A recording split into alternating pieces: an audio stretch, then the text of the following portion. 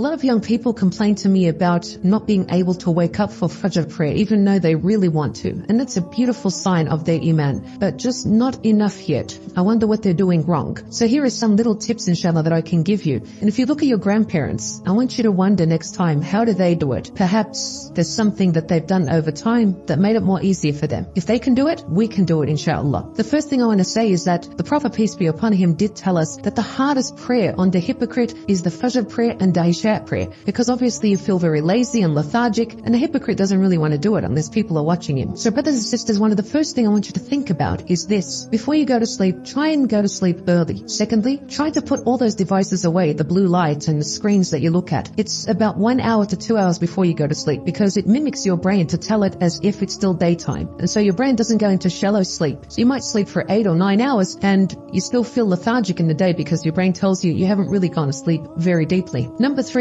don't hit that snooze button, but make a decision tonight and say to yourself, I'm going to wake up tomorrow without the snooze button, and tell yourself I'm going to get up. It really works for everything else, subhanAllah. You know, the Prophet Muhammad, peace be upon him, told us that when you go to sleep, the shaitan comes and ties 3 knots on the back of your head, and he whispers to those knots each time, sleep a long sleep. Whispers to you like that. Prophet, peace be upon him, said when you wake up and you mention Allah, you make dhikr such as ashhadu an la ilaha illallah or asbahna wa asbah al-mulku lillah, the morning dua, he said 1 knot is untied. Then when you make wudu, the 2nd knot is untied, and when you pray Fajr, your 3rd knot is untied. Then he said something interesting. If you stay up the rest of the day, you will feel energetic, you will feel motivated, happier, and more productive. He said, but if you go back to sleep and obey those 3 knots, then the rest of your day will be lethargic and you'll be actually less productive and less happier. The hadith is in Bukhari and Muslim. And Allah subhanahu wa ta'ala told us something so motivating about Salat al-Fajr. He said, Allah says, indeed, the worship of the Fajr time is witnessed by guess who? The angels of the night and the angels of the day, when they're exchanging duties and they go up and say, oh Allah, we left him or her praying or about to pray. May Allah subhanahu wa ta'ala bless you and make us among those who pray the Fajr. And I think experts did say that if you pray or start a habit or start an act for about 40 days, it becomes a lifelong habit. It worked for many friends that I advised, and I think it'll work for you, inshallah.